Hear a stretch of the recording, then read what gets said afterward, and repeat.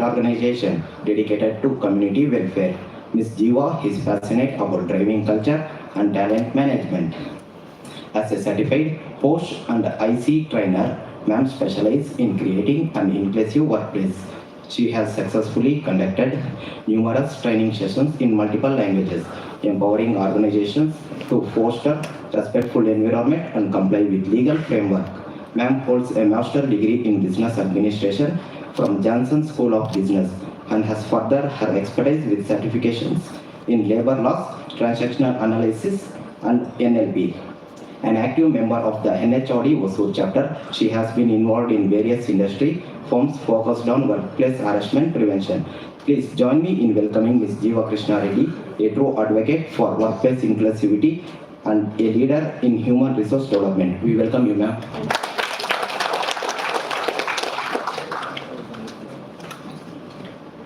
Without further ado, let's welcome our special guest, Ms. Jiva Krishna Reddy, to share their invaluable insights on sexual harassment prevention.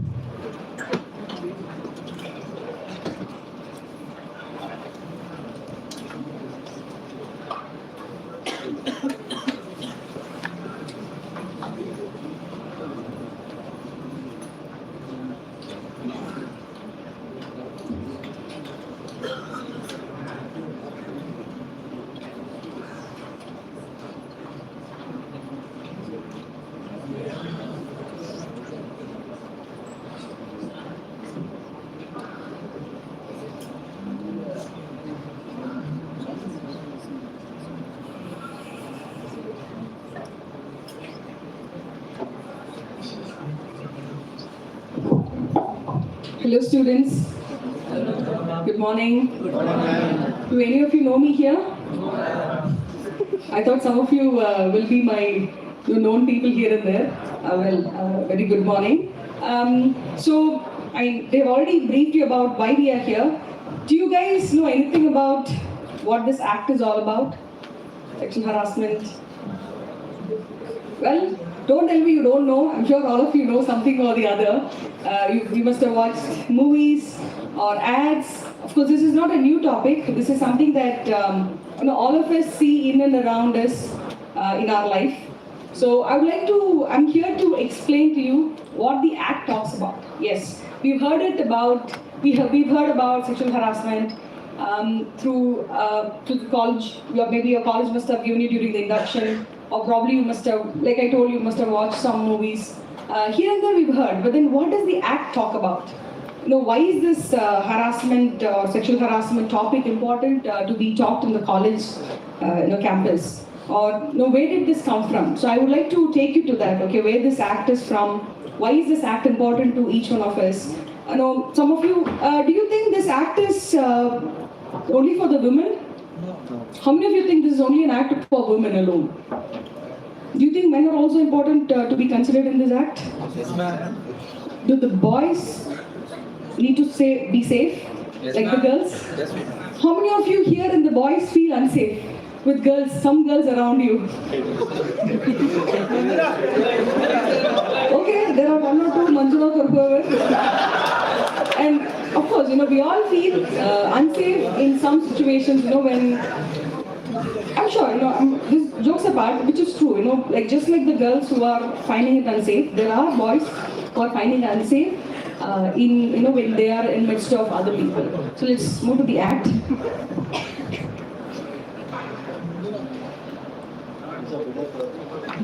It was not showing that option, sir.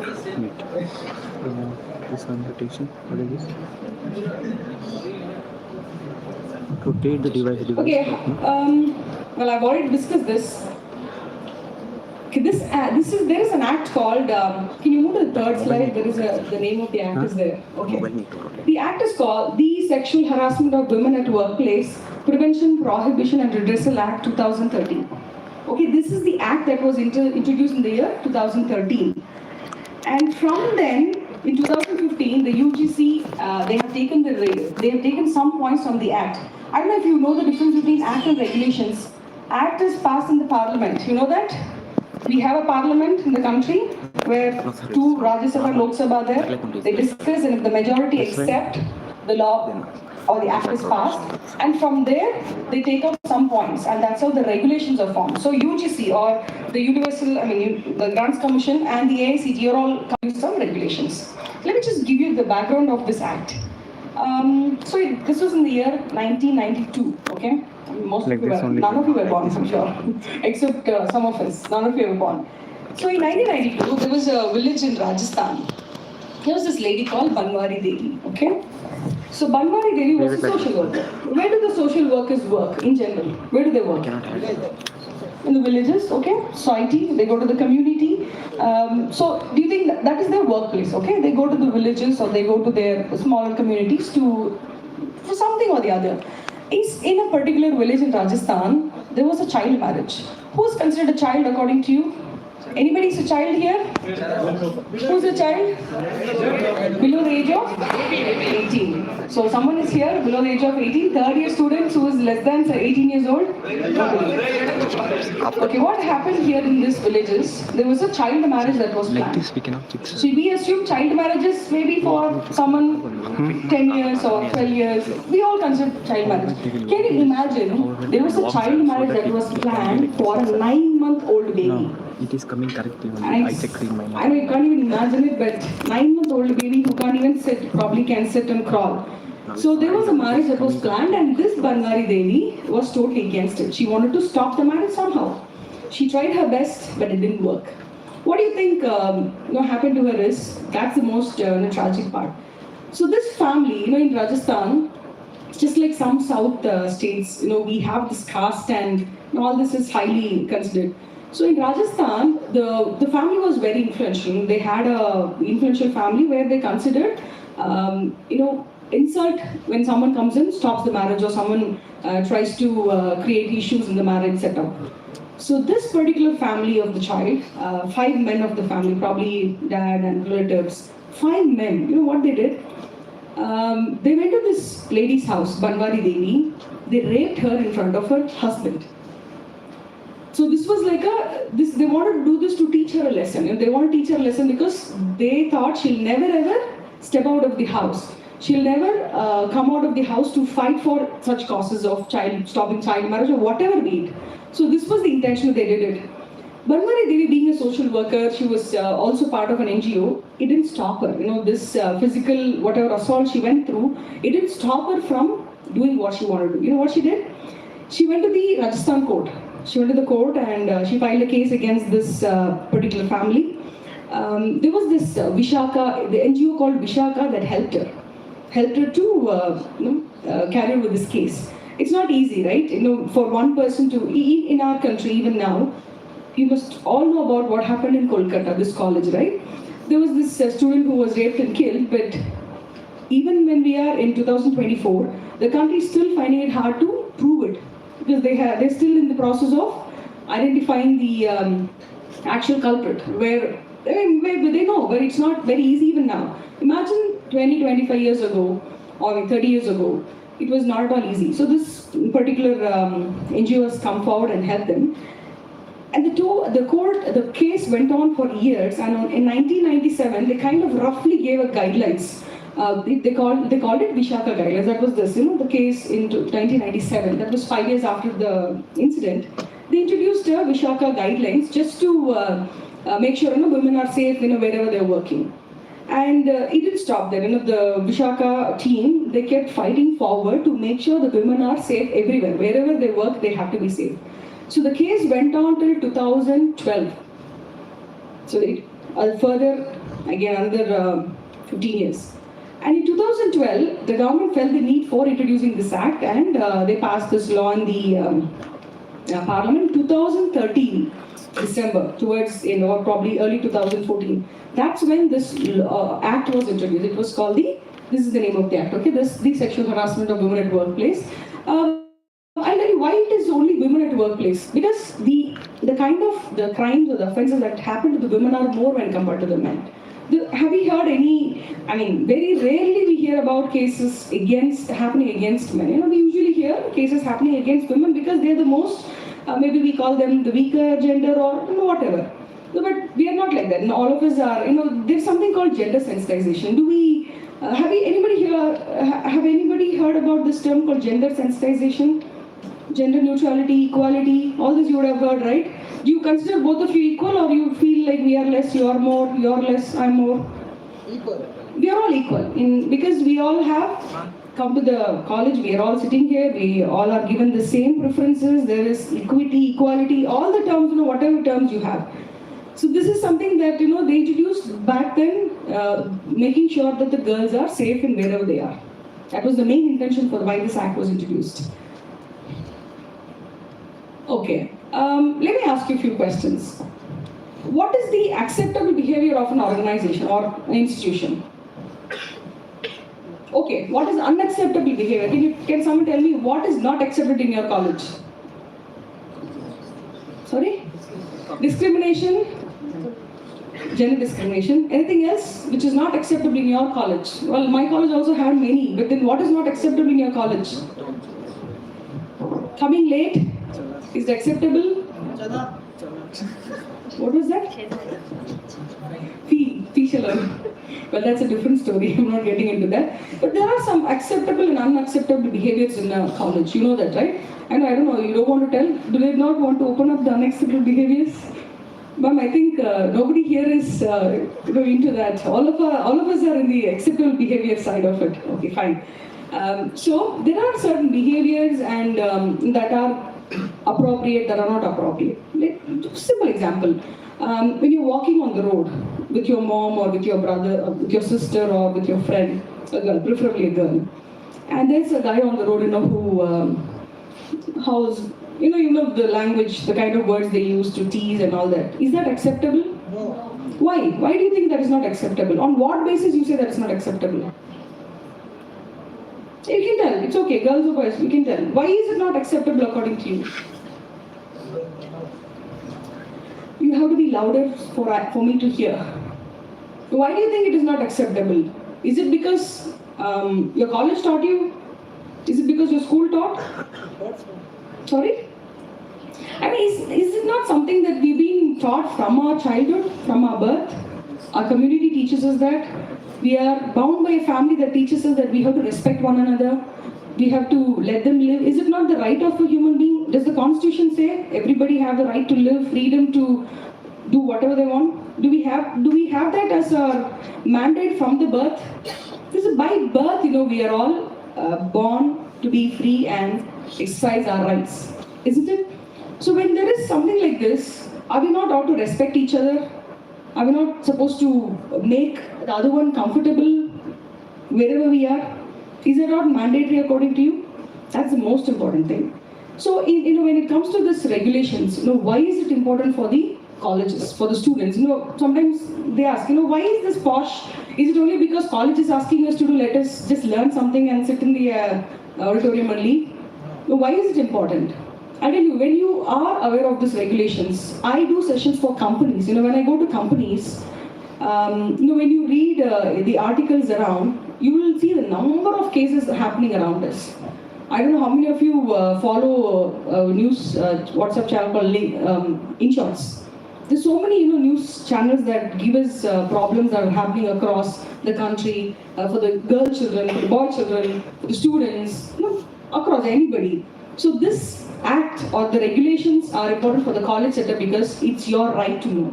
You will have to know what it is all about. You will have to understand the behaviors that are right, that are wrong, and how you have to protect yourself from that. And why do you think it is important for the men?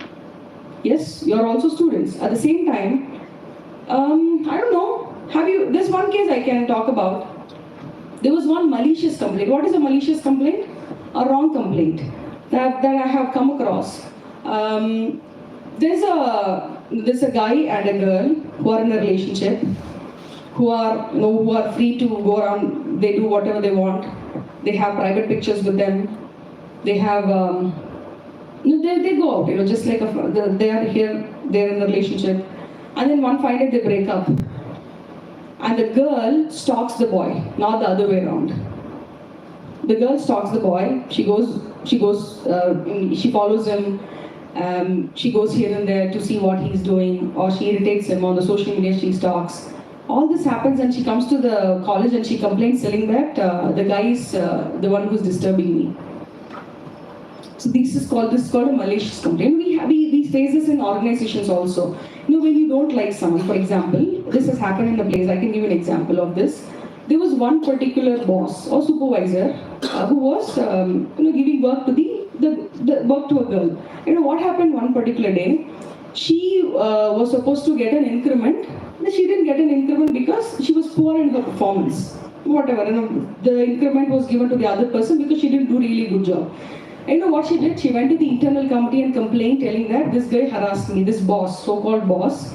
He keeps teasing me, he keeps harassing me, touching me inappropriately. So there was a case that was filed and they found that it was malicious. It was not true. No, obviously it is not true. They'll find out, right? They'll find out. And they found that it was not true and then the case was closed. So this is another side of it where a lot of complaints are malicious also. So when we go to the next one. So we all have seen different types of harassments, right? There's a guy or boy, girl or boy who's walking. When you call them a gundu, is that appropriate? Calling them by their religion, calling them by their caste, calling them by their height or weight or color, is that appropriate? Not appropriate. That is not acceptable. But there are certain behaviors that are not at all acceptable or punishable by the law, and those are the sexual harassment behaviors. Move to the first one. There are two types of, in companies or in colleges or in education schools or colleges or any kind of institution, there are two types of things that happen. One is called quid pro quo, the other one is called hostile environment. As students, we all have this, right? You give me this, I'll do this. Meaning, what do you call that in tit for tat, or in revenge state we call it tit for tat. Otherwise we say, you do this for me, you write this homework for me, I'll give you this, or you do this, you do this. So there's this give that, take this and take that. That policy is there. In sexual harassment, there is this very dangerous thing. What happens? There was a college where there is a research scholar. Okay, research scholar. They do thesis work, right? They do a lot of work. So this particular girl wanted to do her thesis. There was need for her to get the approval done before her graduation. So she's going to this particular supervisor or the professor. The professor says, meet me in the evening after the college hours so that I can approve your thesis. Now imagine, she wants her thesis to be approved immediately. It's not like, she can escape. She has to get her thesis done. She has to get the signature so she passes or graduates. But then the professor says, come and meet me after the college hours separately so I can get this done. So what do you think will happen in a situation like this? If the girl goes, she's going to be harassed or she's going to be assaulted. We don't know what will happen. If she doesn't go, she doesn't get her thesis approved. So this is called quid pro quo, where they're caught in a place where they have to do something in return for something. So if the student has to pass, they say, you come and meet me or do this for me, text me or come out, let's go out for dinner, let's date for some time. So you get your things done and I have my sexual favors done, you have your work done. So this is how it has happened, and it's happening across. So the second one is the hostile environment. When there is a professor or a teacher or it could be even a female also. There are boys here. It could be a female teacher also. The teacher likes you for some reason and you don't like her or you don't appreciate that. You think you'll be happy in the classroom? No, just tell me, if there's someone who likes you and you don't appreciate their advances, what happens? I'm not asking if it has happened to anybody, but just tell me what happens. There is a guy who likes, say he's your professor or assistant professor, whatever category it is, and you don't appreciate that, you don't support that, what happens? Can you go to the class normally? You think you'll be comfortable in the class? Will that person make you comfortable in the class? What happens in general, you tell me? Nobody wants to tell? Tell what happens in the class. They may not give you, they may treat you differently from the other teachers. They may not want to give you the marks required. They may not want to approve your leaves that is required. Does that happen? It would happen, because they are not getting what they want. So they make your situation so irritating, so difficult for you to even sit in the classroom. There are some students who have left schools and colleges because they felt so uncomfortable in their classrooms. So the way they look, the way they comment, the way they talk to you, it is so uncomfortable, and you obviously have to leave the place. That they can go to that extent also, I'm telling you. Yeah, there are some types of the types of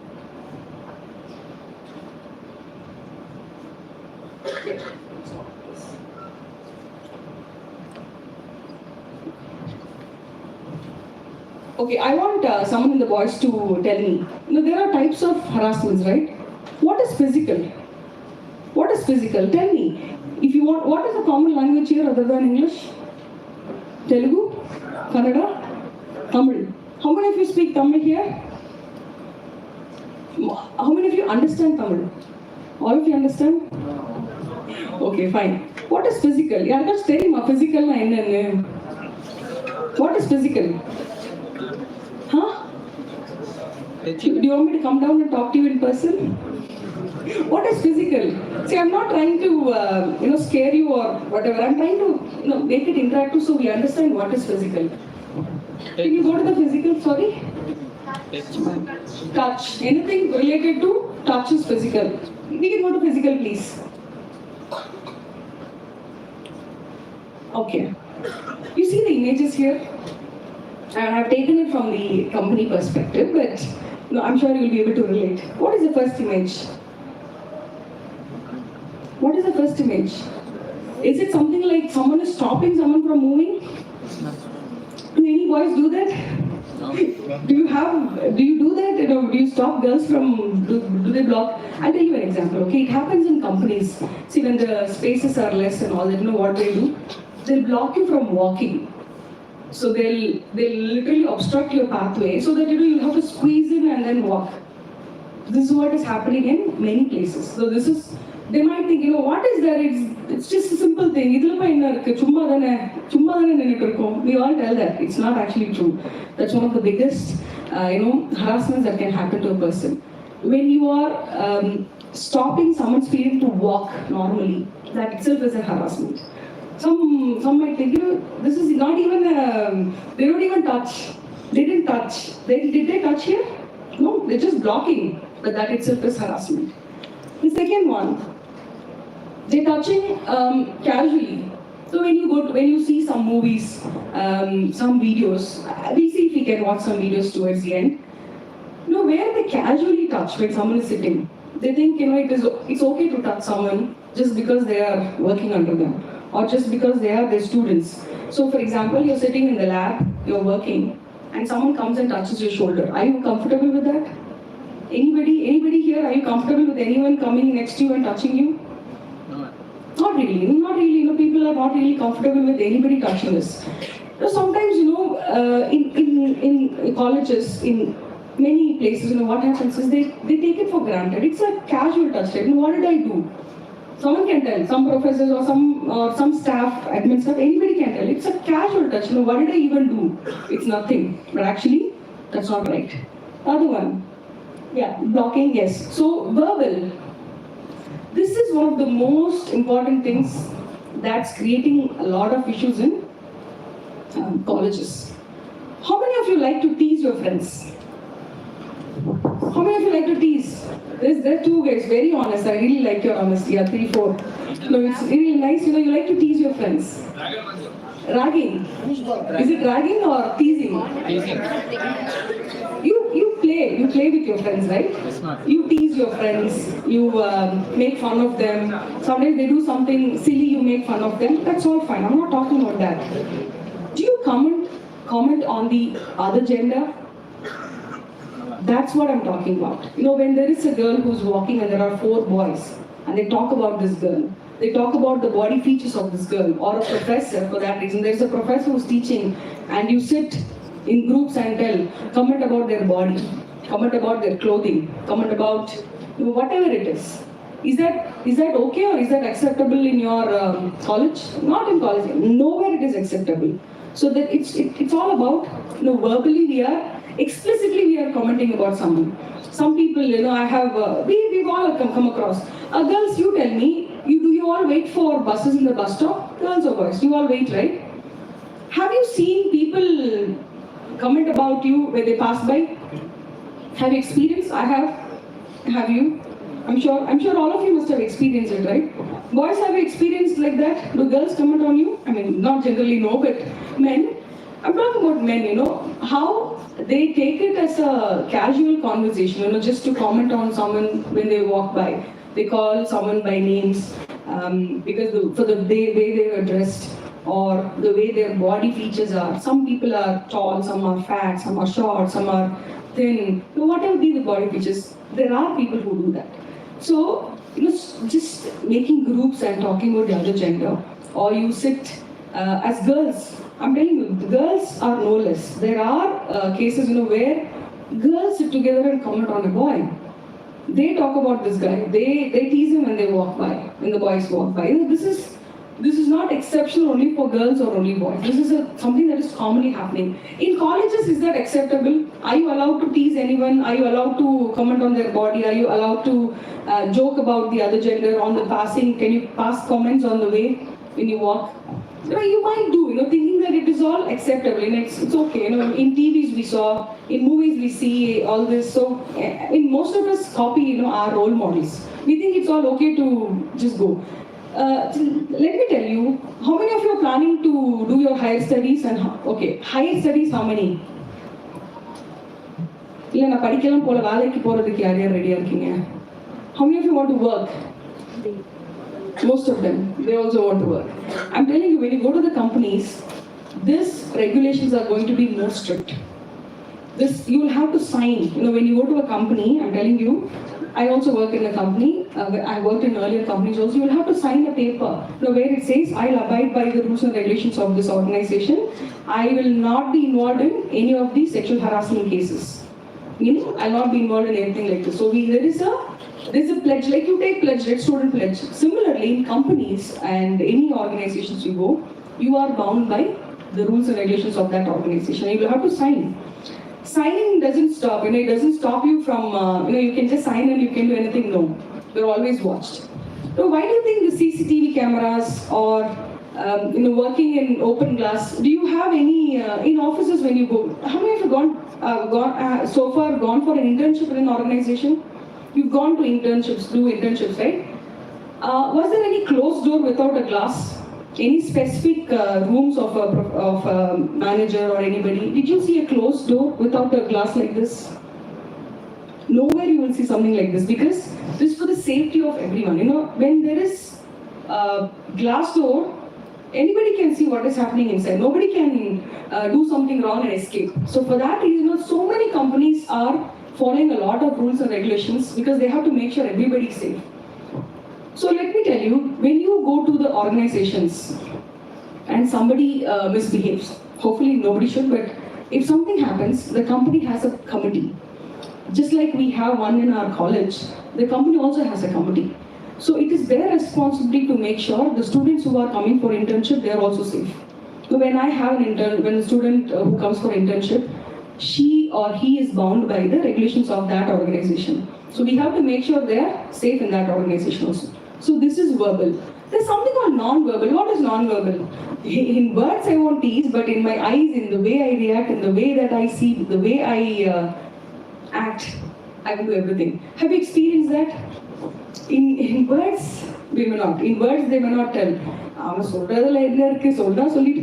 in words, what all we do? With our eyes, with our actions, with the way we behave. Do we feel uncomfortable? Girls, yes, I have felt uncomfortable in the way certain boys behave.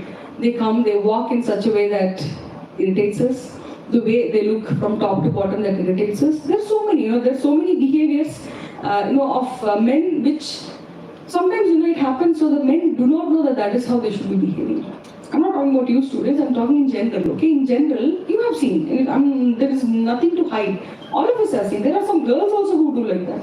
The boys also who do like that. I'm just telling you, other than, explicitly telling, there are some ways to do it. Can you go to the other one? It's one of the most dangerous things that's happening in our country. How many of you know what is a porn video?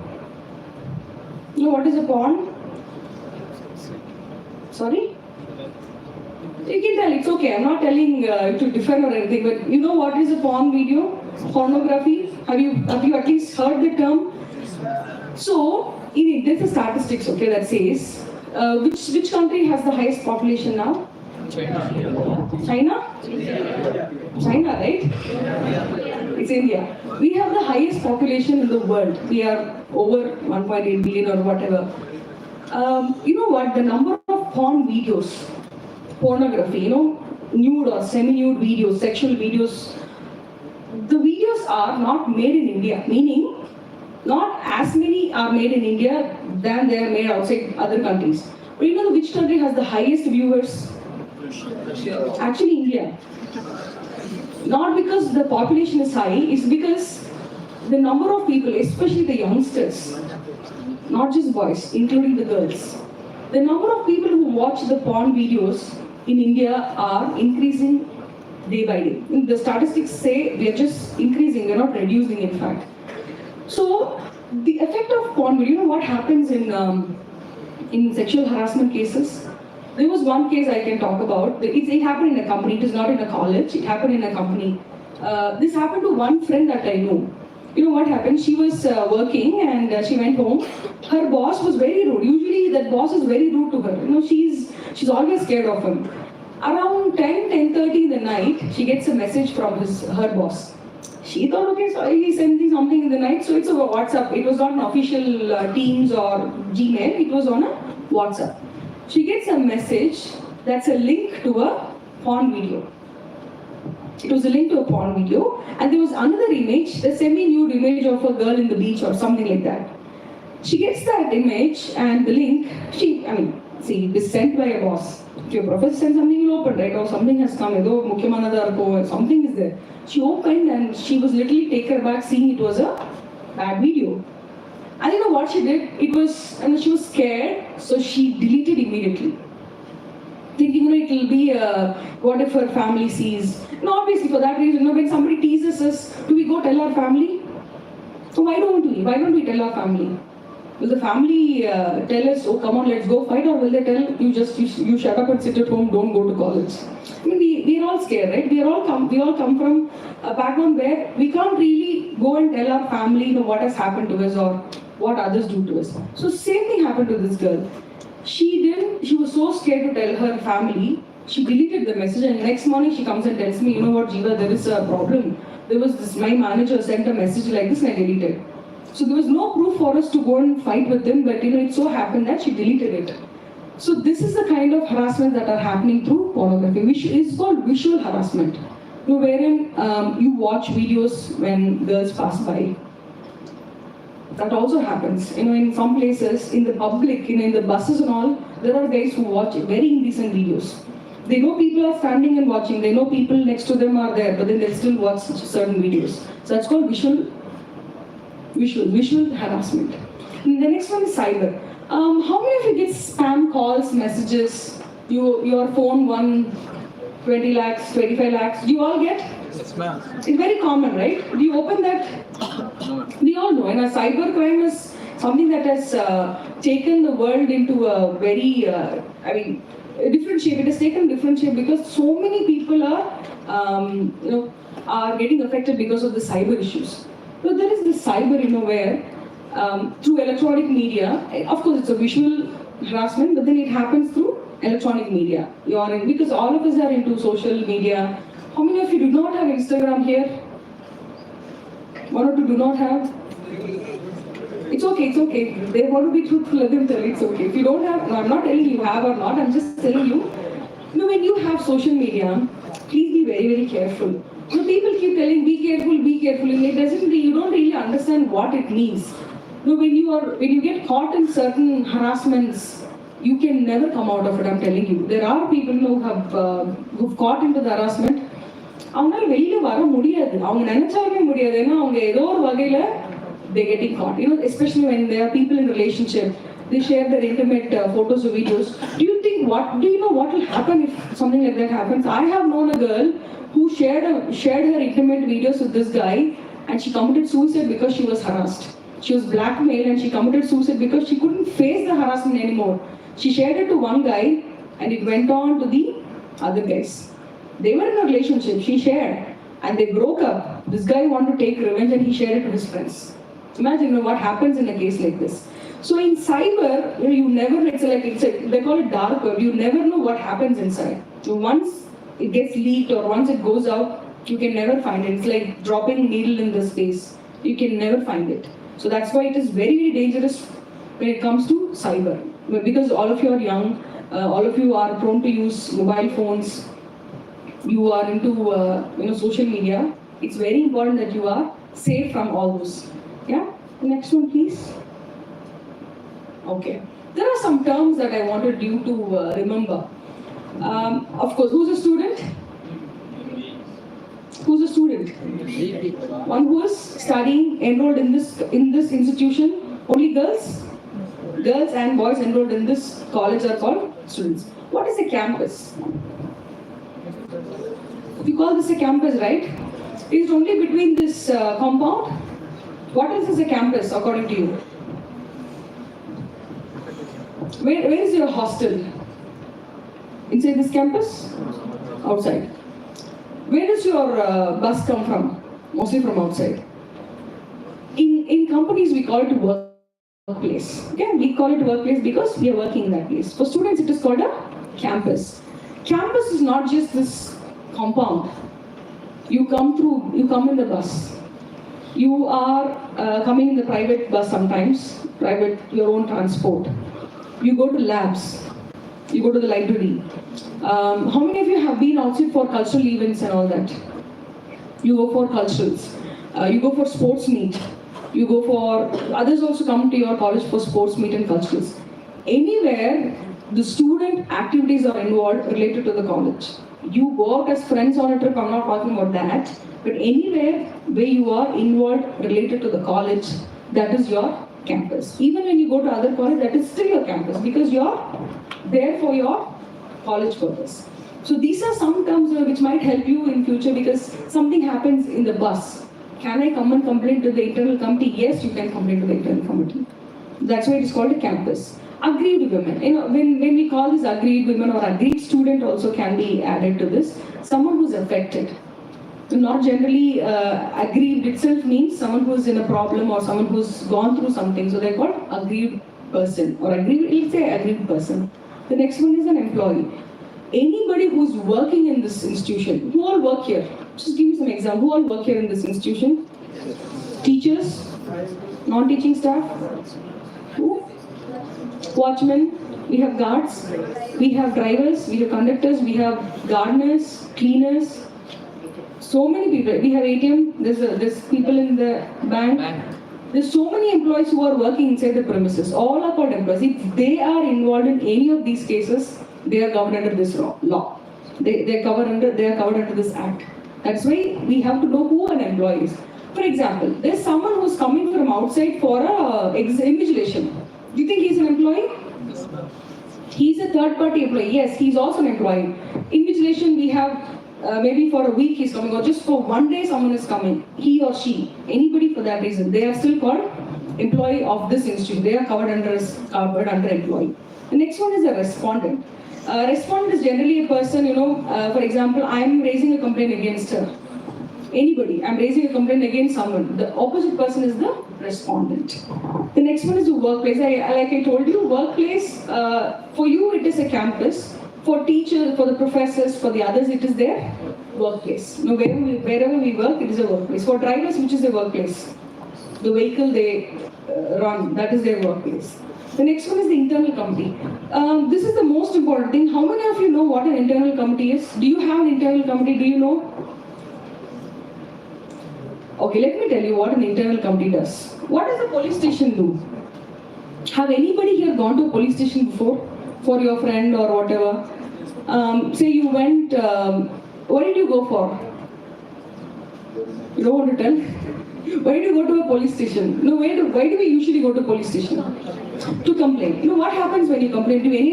Have any of you thought about it? Because some people who have gone must know. When you go to the police station and you go and tell, whatever reason you go to the police station, do you think they'll arrest the other person immediately? What do they do?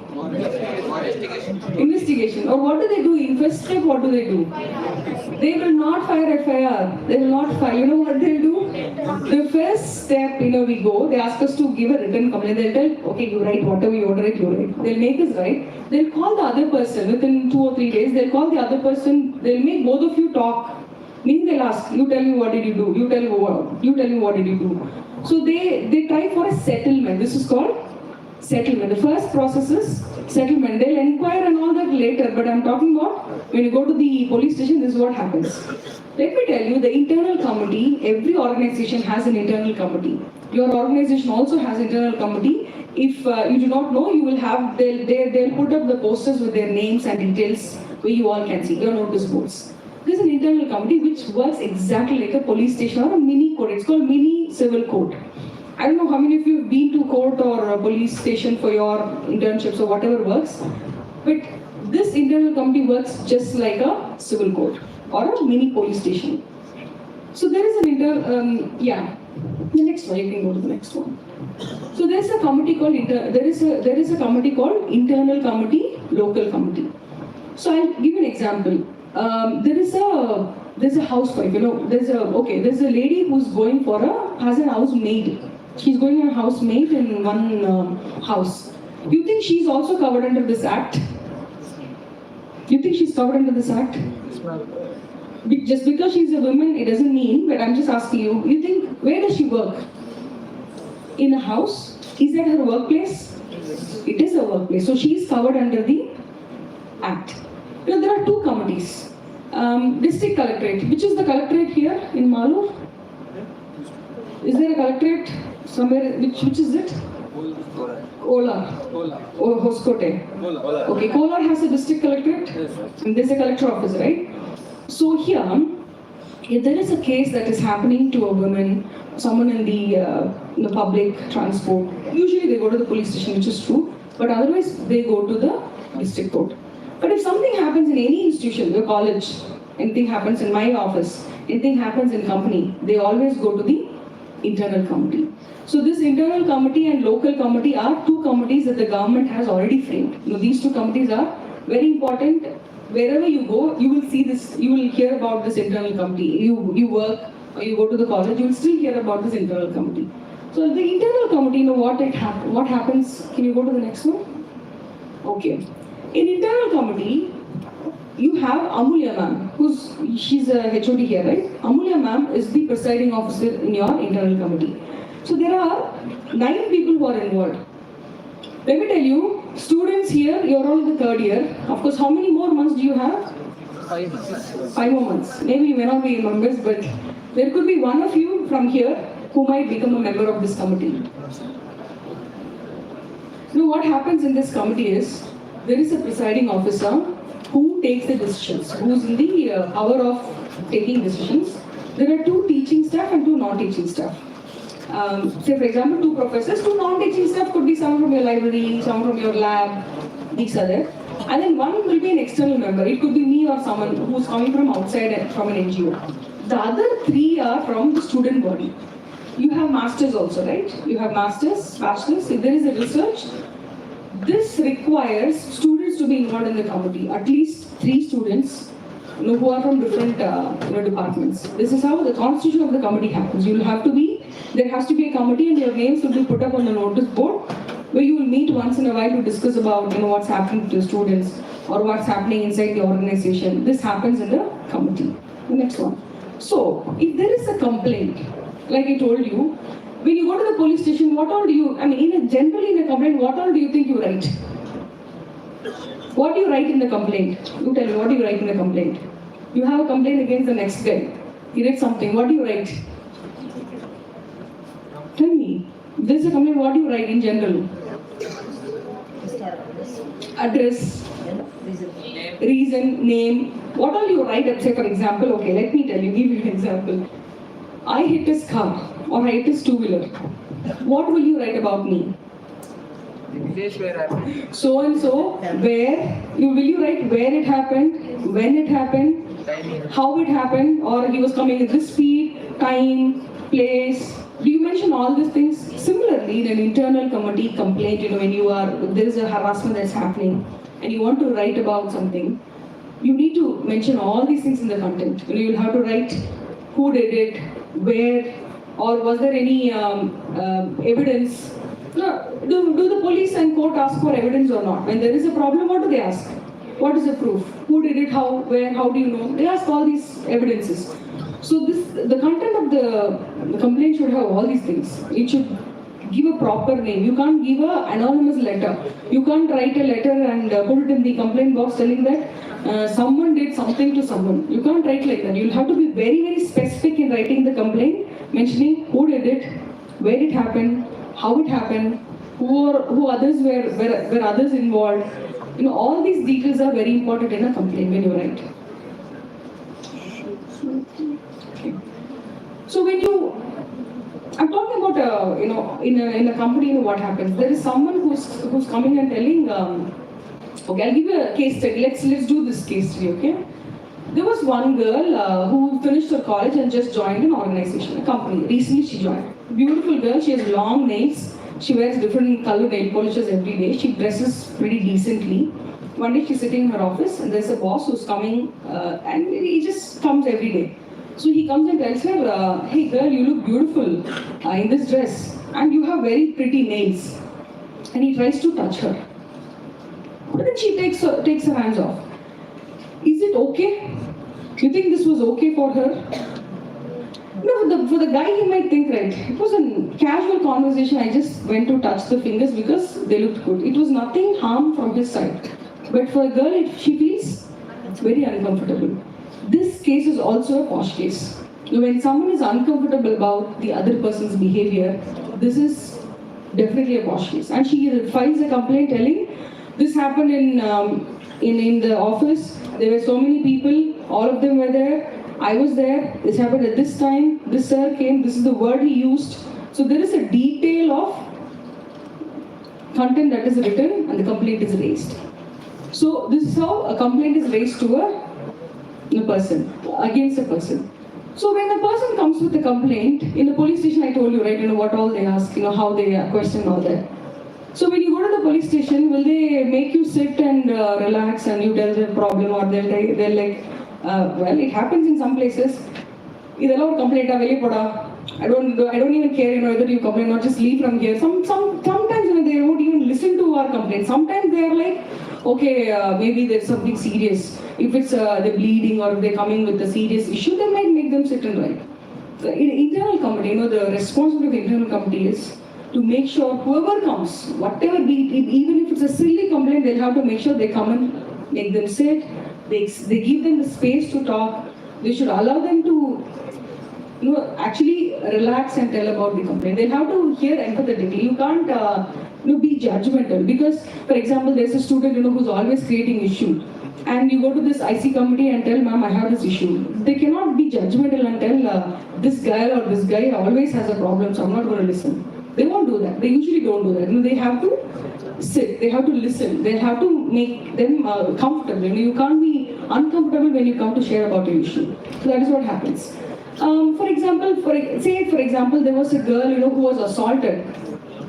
She was raped, or she was attempted, or something happened to this girl, and she's coming with a problem, telling that I faced this in the last evening when I was in the library, when I was going out. There were a group of guys who disturbed me and they hit me, or she's literally in a very bad state. Do you think the college should tell her, you come to this college from tomorrow? They should take some interventions, right? So what they usually do is, they give them leave. They tell them, you take leave, we will not deduct from your attendance, you take leave for some time, some days, go rest. Or sometimes, they will tell, we'll suspend the guy who was involved, the students who were involved. They might do some measure. This is what they will do. The other one is, if it was a misunderstanding, between a boy and girl, sometimes a boy would have called her name in a very inappropriate way, and the girl misunderstood that it was inappropriate, whereas the guy didn't mean to do it. In that case, they'll make them sit together and talk. So this is called conciliation, they'll do this. And if this case is little serious, they'll go to the police station. Obviously, and if it is serious, do you think they'll go to the police station or not? In general cases, in our villages, in our places, some boy misbehaves, obviously it goes to the police station. So sometimes, the IC can help them go to the police station if only if there is a need. Otherwise, they can solve it within their, institution itself. That's one. The next one. So the right of a respondent. Someone comes and just complains and tells, this guy did it. Should we take action immediately? What should we do? We should listen to the guy also, right? We should always listen to both sides of the story. That is the duty of the IC. They make sure they listen to both girls and the boys. Or if they are complaining against someone, they'll also make sure they listen to that person also. They have to make sure they listen. It's not like just because someone complains, I can't take action. The police will not do that. The police in the court will not do. Police in the court will ask for proof. They'll ask for evidence. After everything, only then they'll be convicted, whether it was a mistake or not. So they have the right to be heard. Even the respondent, whoever they have raised complaint against, that person should also be heard. That is the main thing. Okay, like I told, yes, conciliation is the process wherein they make them sit and talk. In the police station, for example, they may make you pay some money if there is a damage. Like I gave an example, right? I'm hitting his vehicle and there is a big damage, the police will make me pay. But in IC, if there is a sexual harassment case, there's no money involved, the first step. Meaning, they both have to talk first. We have, in conciliation, the IC will not tell, you pay them some money and they'll close. It's not like that. Do you think by giving money, their shame is gone? Someone was, brutally hit, or they abused words in front of everyone. You think the shame will go just like that, just by giving some money? So this money is not involved in this case. They can't give money and tell, you'll have to do this or you'll have to do that. So then, in case, the boy is not happy with the result or the girl is not happy, only then they will ask for inquiry. There was one case in one place. What happened is, this happened in a lab, of a college. So there was a student who came to the lab. There was a lab attendant who was working. It was only the student and the lab attendant. Nobody were there. There was nobody. So the lab attendant tried to molest this girl. He tried to grab her hand, or he tried to hug her. This girl ran away. She went and raised this complaint in the IC. What happened there? Usually, what will they ask? Where, why, what, who saw, and all that. So she gave a complete list of, she gave a letter with all the contents, and they asked this guy, did you do this? The guy said no.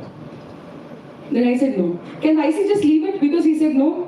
There's a girl who's telling, I have gone through so much, but the guy says, no, I didn't do anything. Then they start the inquiry process. Inquiry usually happens, probably CCTV cameras. They might ask for some witness, probably one or two students on the way saw.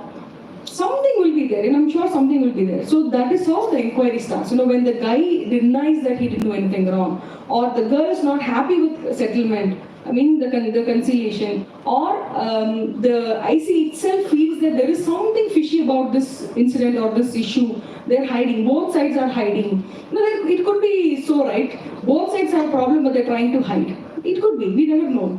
So in that case, the inquiry is very, very important. You will have to inquire and understand the complete situation. You will have to do rounds of meetings. But when a case comes to the IC, they have to solve it within 3 months. Not like the police case. In police station, there are some cases that are unsolved for years together. They're called cold cases. They don't even solve. But then we have the responsibility to close within 90 days. Yeah, so that's when the inquiry happens. So, in an inquiry, these are the 4 outcomes. First, yes, whoever the respondent is found guilty.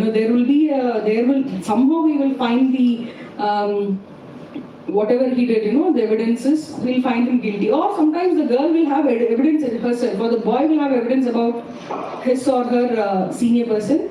They will find evidence somehow and then they'll solve this issue. The other one is, they are not found guilty. Like I told you, right? There are some cases which are only mere misunderstandings. or sometimes they'll just, in settlement, they'll talk and they'll solve it. Probably for some people, if they say, if they apologize, the problem is solved. Maybe someone, pulled hair and she felt so uncomfortable, and then the guy's like, I'm sorry, I did it by mistake, or I didn't even mean to do it. There could be some places, where the misunderstanding is gone, and they're okay to solve the issue.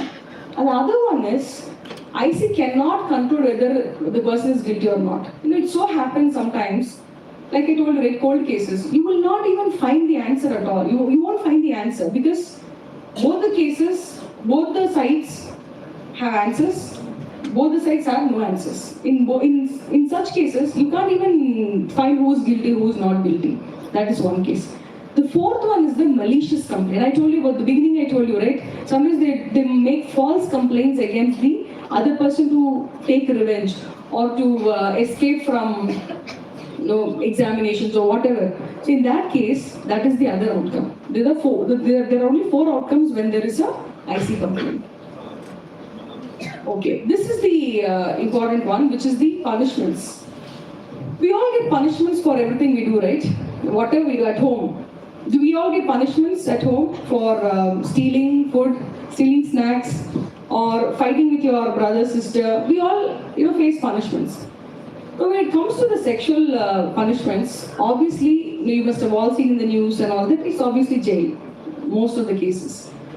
But in IC, these are all called civil cases. What is a criminal case? What's a criminal case in general? Any case that will lead the person to go to be put in the prison, or they are tried to be sent to the prison, are criminal cases like murder, assault. There's some cases which are considered criminal cases. But in POSH, at least the harassment, I'm not talking about the rape, that is a criminal case, but I'm talking about the general harassment, like comments or all these are called civil cases.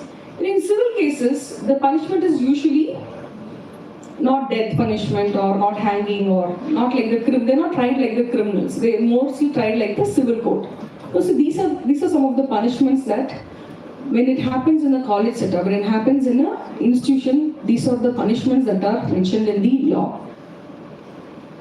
Was there anybody here who was suspended? I mean, don't tell me, but she was suspended. Okay, sometimes, we get suspended for certain reasons. For lack of, do you get suspended for lack of attendance? Yes, ma'am. No, right? No, who's yes? Someone says yes. Nothing, right? Okay, for lack of attendance you don't, but what are the reasons for why they get suspended? 3 days leave. Huh? For 3 days leave. So using mobile, okay. Using mobile you get suspended, or you have to pay some fine to retrieve your mobile, right? So similarly, there are some punishments that are mentioned in the law for sexual harassments. As simple as withholding your ID card, withholding you from using the library, or not entering the auditorium, or not going to the classroom for some days. Some simple punishments will also happen. It can also be there. It can also move to the suspension also. I have had friends in not my friends, my husband, who is my college senior. He was suspended from college because he participated in a cultural event of another college without permission. I mean, it's simple. I'm just giving examples. When you go out as friends and bunk classes, he was suspended. So there are some cases. We all have this. But then when it comes to sexual offences, the suspension may not be as simple as 1 day, 2 days. It could be for months. It could be for some terms. I've heard about people, who have been suspended for 1 year and then rejoin only the next year. Certain cases. Some may not be able to come back at all. They might expel the students if it's a serious crime. See, this punishment depends, depending upon the severity of the offense. If the offense is so severe that they have to be expelled, obviously they will be expelled. I don't know if anybody was expelled like that, but I'm telling you, there are colleges that have expelled the students because they were involved in sexual crimes. That is one. The other one is reformative measures. This is something, that's the government has introduced. There's a new law, Indian Penal Code. We all know, right? Indian Penal Code. It's no more called Indian Penal Code. It's not IPC. It's called BNS now. Bharatiya Nyaya Samiti or something it's called, BNS. So in that, Indian Penal Code earlier it was only punishments for whatever you do, but now they've introduced a lot of reformative measures. They have to do some, in some countries, they have the social work, they'll have to go do some social work, they have to go serve the society in some ways. So that's called community services in some places. In school, in colleges, of course, it depends. For example, your student code of conduct has different rules. They have for misconduct. This is the the code of conduct has this punishment. Obviously, the management will do that. I'm telling in general, and in general, these are the punishments that are happening. And of course, here compensation is. I told you, right? Money is something that we may not involve as an IC, but if the crime was so much that the person has a physically she was assaulted, there was some money involved in going to the hospital or treatment or whatsoever, all the compensation has to be borne by the student himself, who himself or herself who is involved in the crime. So this is the other one. Yeah. So this is a zero tolerance policy. It's a common policy that every institution has. Like your college, like my organization, schools, everywhere they have something called zero tolerance policy. As a policy, they frame it and they give it, making sure there is no harassment. I'm not just talking about sexual harassment, no harassment at all. It could be as simple, I told you in the beginning, right? As simple as teasing the other gender or your own friends based on their color or religion or caste or the place they come from, or based on their body features, anything. That is called zero tolerance policy. Especially in sexual harassment, that is zero harassment is what we expect from everybody. We are not doing this only for the students, okay? Even for the professors, for the staff who are working. Everybody needs to understand how this law works. So there has to be zero tolerance that is expected of everyone. The other one is anti-sexual harassment policy. You all have these policies that are introduced to you. I think you will, it's already given to them. They all know these policies. Yes, I'm sure you would have read this, what the policy talks about. But I'm here just to tell you, it's not just on paper. Some of us might think, policies, especially in companies and organizations like I come from, we have a lot of policies, a lot of papers. We keep piling up policy papers. But then most of us think it's only in paper, but actually it is in action everywhere, and it is in action. And this sexual harassment being one of the most heinous crime in our country, with our women and men are a lot of issues because of that. It is very important that this zero tolerance is expected everywhere, and in your houses also. Do you like this to be same in your house also, or are you okay with being a little liberal at house? Same, right? Wherever we are, be it our house or be it our bus we travel, be it our wherever we are, we have to make sure there is a zero tolerance. And as students, it is very important for you to know, because you can question if there is issue, you can question your own organization or your own institution. If there is an issue that has happened to so-and-so and no action has been taken, you have a right to question. That is why this law mandates everyone, because you have the rights. This is mainly given for the students and for the employees of the organization, overall, everybody.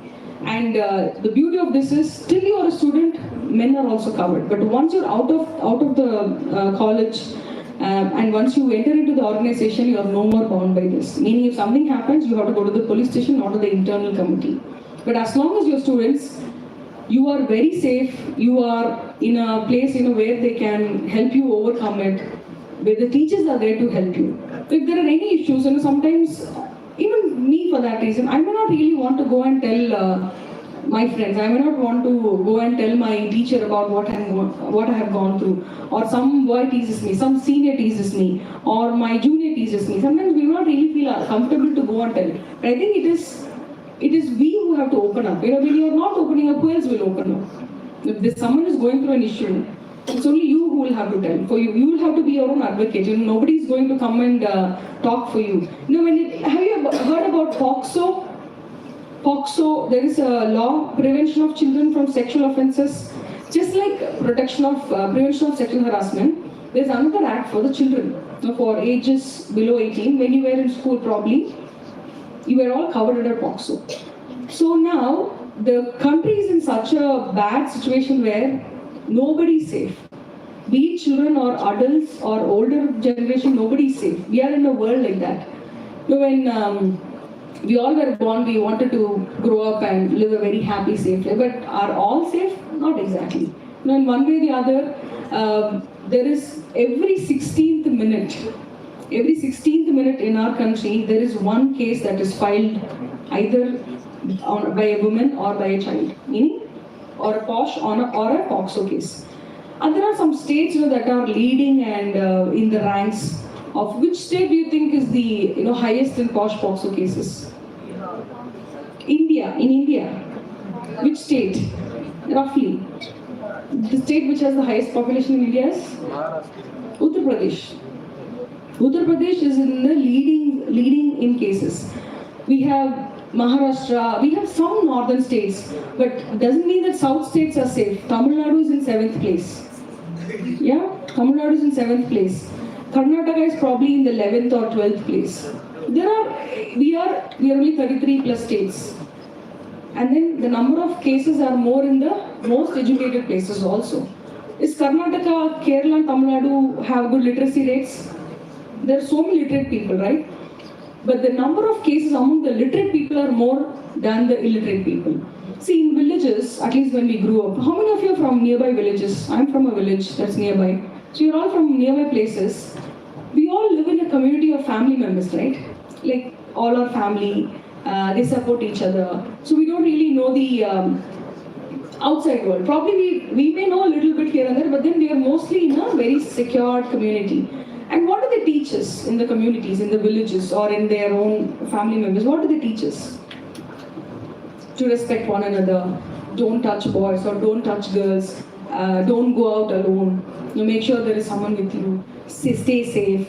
There are some places, they are hesitant to even send their girls or boys to the cities because they're scared, they don't know they're going to live in a new place. How many of you stay in a hostel? How many of you are from outside state or outside and stay in the hostel? A couple of you. So is that not what your parents also expect, for you to be safe wherever you are? So when you are in an organization, when you are in an institution, it is your right to stay safe. Meaning, yes, you have to stay safe within the facilities provided, and you also have to make sure you're safe by following the rules and regulations of the institution, and also make sure you know this law.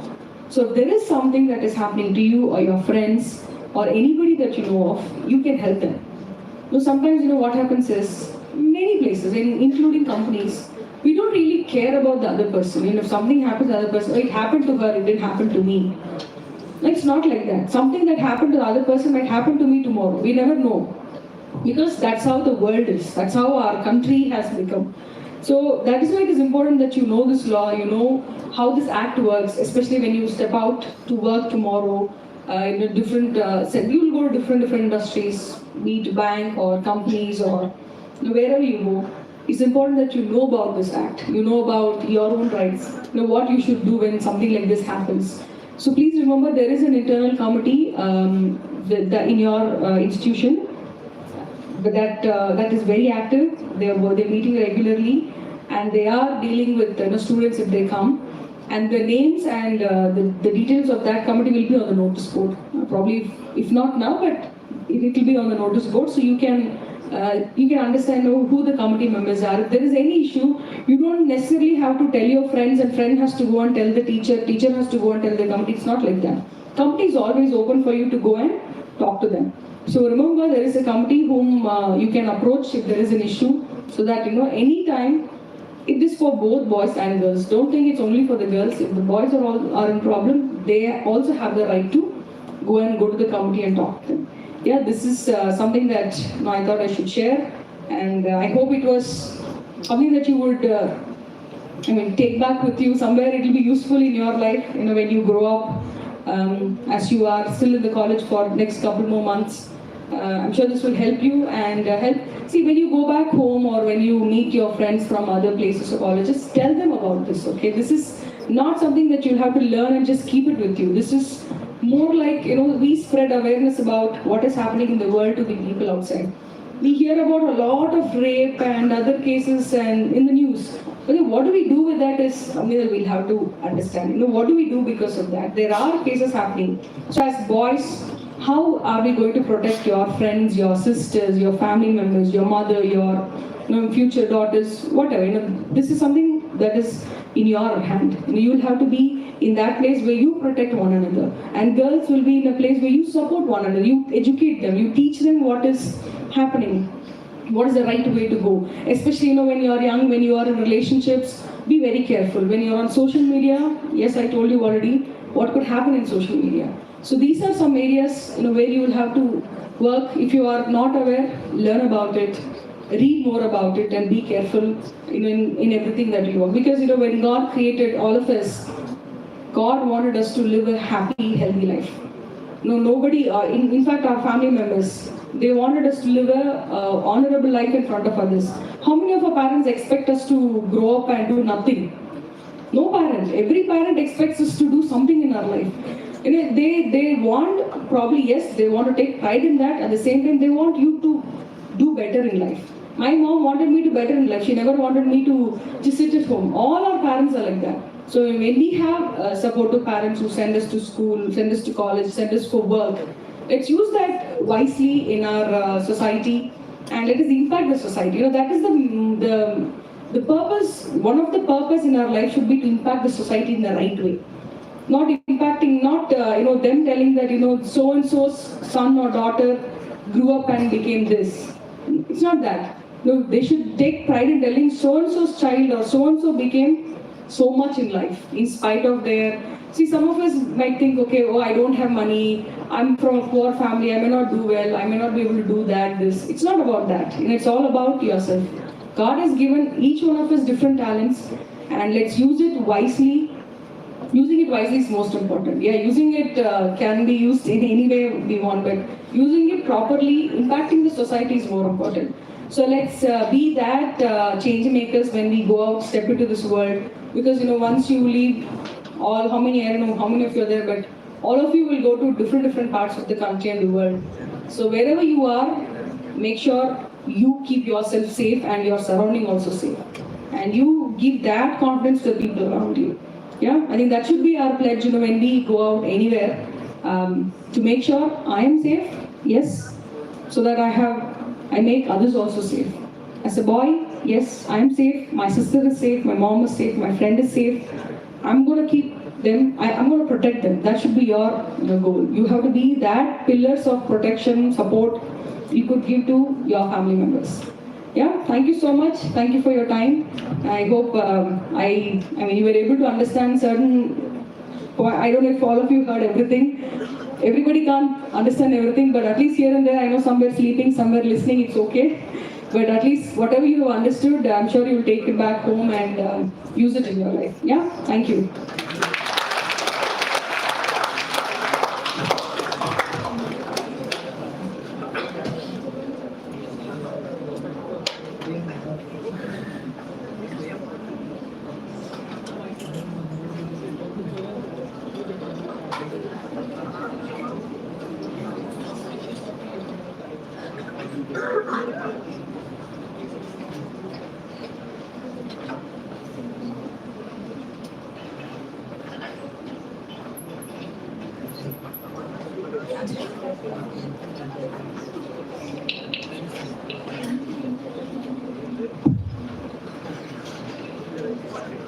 Thank you, ma'am, for the informative session.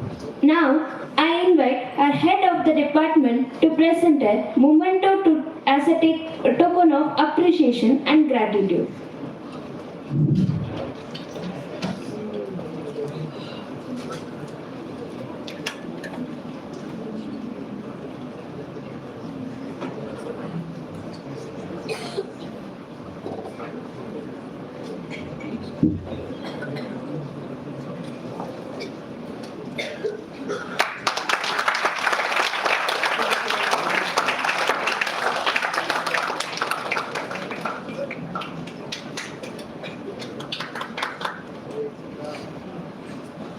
Thank you is the best prayer that anyone could say. Thank Thank you express extreme gratitude, humility, and understanding. Now I call upon Ms. Preeti to propose the vote of thanks.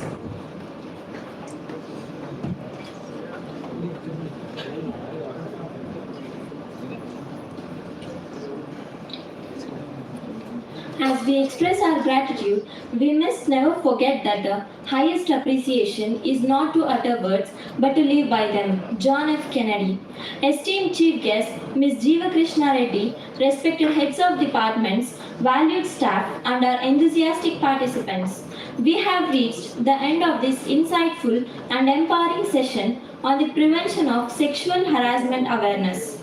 As we reflect on the knowledge gained and the discussions held, we are filled with gratitude for all who contributed to the success of this event. First and foremost, we extend our heartfelt thanks to our esteemed chief guest, Ms. Jeeva Krishna Reddy, for gracing us with her presence and sharing her invaluable wisdom. Your words have not only enlightened us but also inspired us to take action. We are also